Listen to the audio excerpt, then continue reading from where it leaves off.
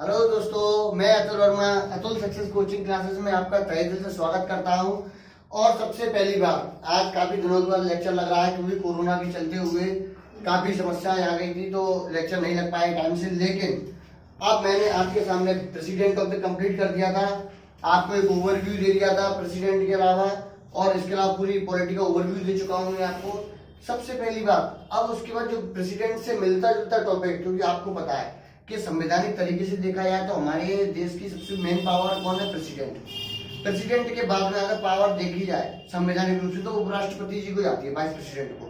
तो वो उस टॉपिक से मिलता जुलता वो टॉपिक है, उसकी प्रणाली और इसकी प्रणाली में कोई ज्यादा डिफरेंस नहीं है, इसलिए मैंने ये टॉपिक पहले उठाया और मैं आपके सामने आज बताने जा रहा हूँ वाइस प्रेसिडेंट। सबसे पहले तो वाइस प्रेसिडेंट उपराष्ट्रपति।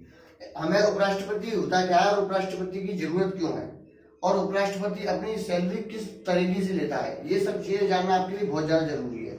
मैंने इस चीज को है ना एक आर्टिकल्स के रूप में बांट दिया है, क्योंकि ऐसा है कि मैं आपको एक स्टोरी बेस तो सुनाऊंगा ही, लेकिन आपको एक आर्टिकल बेस चीज याद हो जाएगी तो क्या है, ऑथेंटिक रूप से आर्टिकल्स याद आते हैं एग्जाम्स में।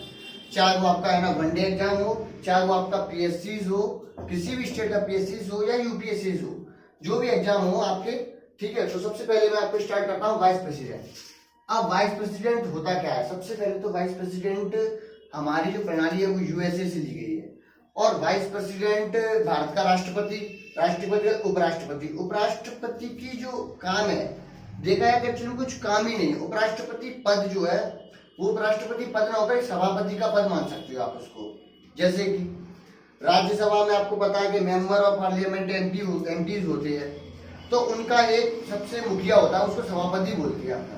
तो जो सभापति है वो हमारा वो कौन होता है? उपराष्ट्रपति होता है, और उपराष्ट्रपति होता है। और दूसरी चीज ये है कि जो वो सैलरी जो लेता है ना, वो राष्ट्रपति के रूप में नहीं लेता, वो उपराष्ट्रपति के रूप में नहीं लेता, वो सैलरी लेता है हमारा एक्स ऑफिसो ऑफ राज्यसभा, मतलब राज्यसभा के सभापति के रूप में। सबसे पहली बात चलो ये हुई कि उपराष्ट्रपति इसके अलावा एक ये काम करता है, इसके अलावा दूसरा काम क्या होता है? जैसे मान लीजिए आपको पता है कि प्रेसिडेंट हमारे देश में कभी कभी कोई फेलियर हो जाता है, कोई कंडीशन आ जाती है, रिमूवेबल बिल लग जाता है, तो उसमें क्या होता है कि प्रेसिडेंट को हटा दिया जाता है। तो उस समय उपराष्ट्रपति कार्यवाहक के रूप में काम करता है। जैसे कि आर्टिकल 65 में देखिए आप, अगर राष्ट्रपति नहीं, उपराष्ट्रपति क्या करेगा? एक्टिंग प्रेसिडेंट के रूप में काम करेगा, वाइस प्रेसिडेंट। अगर मान लीजिए इसको शपथ का रूप है तो चीफ जस्टिस ऑफ इंडिया शपथ दिलाएगा, और नहीं तो फिर सीनियर जज ऑफ सुप्रीम कोर्ट दिलाएगा। दूसरी चीज, सबसे इंपॉर्टेंट चीज क्या है? आर्टिकल 100। आर्टिकल 100 में क्या दिया है?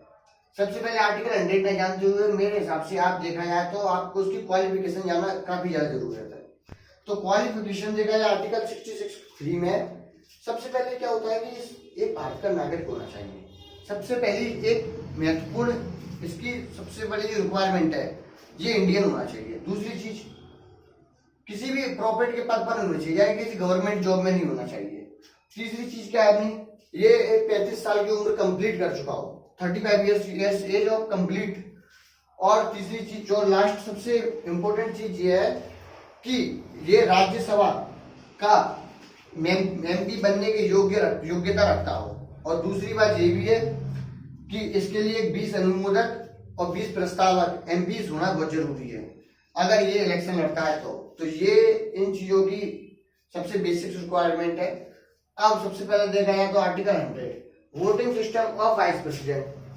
अब वाइस प्रेसिडेंट का वोटिंग सिस्टम देखिए क्या होता है कि जो हमारा वाइस प्रेसिडेंट है वो वाइस प्रेसिडेंट है, वो एक्स ऑफिसो ऑफ राज्यसभा होता है।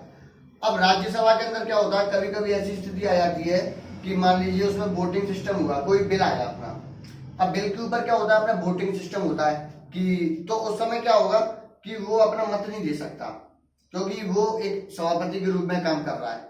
अब लेकिन कभी कभी ऐसी कंडीशन बन जाती है कि दोनों पक्षों के विपक्ष के और पक्ष के बहुमत बराबर हो जाते हैं, तो उस कंडीशन में क्या होगा? उस कंडीशन में ये होगा कि सभापति अपना निर्णायक मत के रूप में दे सकता है। निर्णायक मत जैसे 245 सीट है, मान ली 244 अवेलेबल हुए तो कितने हुए? 122 वोट एक पक्ष के, 122 वोट एक पक्ष के हुए। अब समय बराबर की स्थिति होगी। अब निर्णायक मत जो होगा वो अपना कौन देगा, सभापति देगा, वाइस प्रेसिडेंट, तो वो निर्णायक मत दे सकता है अपना, ये इसकी एक खासियत है। अब 64 आर्टिकल 64 में क्या दिया है, vice president shall be ex officio of Rajya Sabha, Rajya Sabha का एक्स ऑफिशियो, ये मैं आपको अभी कंप्लीट कर चुका हूं। अब वाइस प्रेसिडेंट अपना रिजाइन किसको देगा, वाइस प्रेसिडेंट अपना रिजाइन देगा प्रेसिडेंट को, प्रेसिडेंट नहीं है, ये भी चीज मैं आपको कंप्लीट कर चुका हूं, बता चुका हूं, लेकिन प्रेसिडेंट को देता है, प्रेसिडेंट नहीं है तो वाइस प्रेसिडेंट को दे दिया।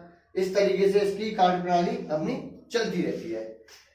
सबसे पहले देखिए मैं आपको एक चीज बताऊं, क्या है कि ये सब चीजें इसलिए जानना भी जरूरी है, आप इस देश के नागरिक हो और देश के नागरिक होने के रूप में आपको ये सब चीजें आनी चाहिए। आप इस चीज को एक बोझ लेकर ना पढ़ें, अगर आप इसको चीज को एक बोझ लेकर पढ़ेंगे तो आप कभी इस चीज को दिल से नहीं समझ पाएंगे। मतलब आप है ना, अगर कहते नहीं है कि यहाँ हमारा इंटरेस्ट होता है वहां हमारी सक्सेस होती है, तो आपका इंटरेस्ट होना बहुत जरूरी है। क्या है कि कभी कभी ऐसा होता है कि आपका इंटरेस्ट नहीं है और आप पढ़ रहे हो, तो आप मत पढ़ो उस टाइम, बिल्कुल आप 15 मिनट रिलैक्स कीजिए, आप दूसरे टाइम पर पढ़िए।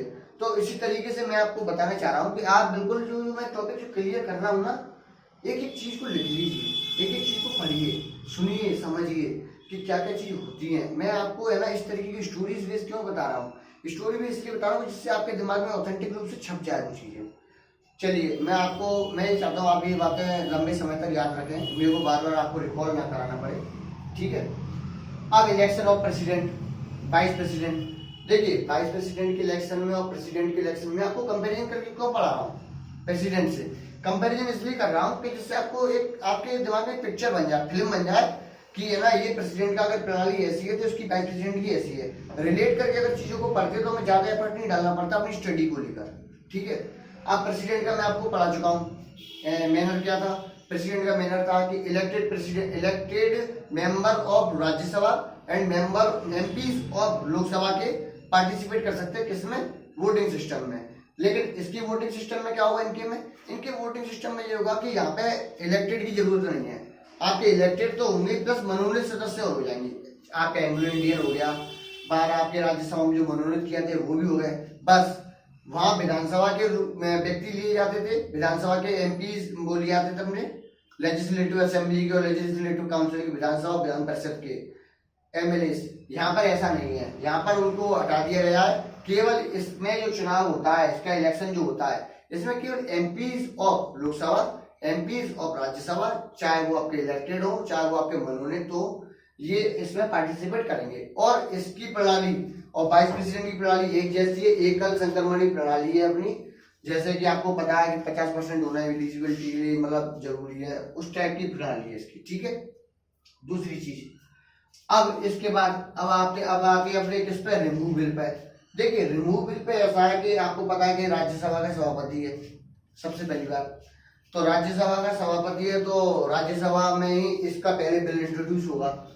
ये रिमूव बिल इसका ऐसा नहीं है कि उसमें है ना उसके बिल से थोड़ा सा अलग है प्रेसिडेंट के बिल से, तो इसमें क्या होगा, राज्यसभा में अपना बिल डाला, बिल लेकर आएंगे साफ, लेकिन बिल लाने से पहले आपको 14 दिन की आपको है ना वहां वो देनी पड़ेगी, आपको लिखित में एक अनुमोदन देना पड़ेगा कि सर आपके साथ में आपको इस पद से क्यों हटाया जा रहा है, क्या समस्या है। तो रिमूव बिल लाने के लिए राज्यसभा फर्स्टली इंट्रोड्यूस होगा, पास इन इफेक्टिव मेजोरिटी है, जैसे पास हो जाएगा 14 दिन का इनको अल्टीमेटम दिया जाएगा, फिर उसका जो लोकसभा में जब वो बिल पास होगा उसके लिए आपको जरूरी नहीं है, सिंपल मेजोरिटी होना जरूरी है, मेजोरिटी, और आप लिख लीजिए। तो आप सब देख रहे होंगे कि उपराष्ट्रपति जी का आपको मैंने एक ओवरव्यू दिया, और इसके अलावा उपराष्ट्रपति जी के बारे में मैं आपको और बताऊंगा नेक्स्ट लेक्चर में। आई होप कि आपको ये लेक्चर अच्छा लगा हो, तो आप है ना चैनल को लाइक एंड सब्सक्राइब करें। Thank you.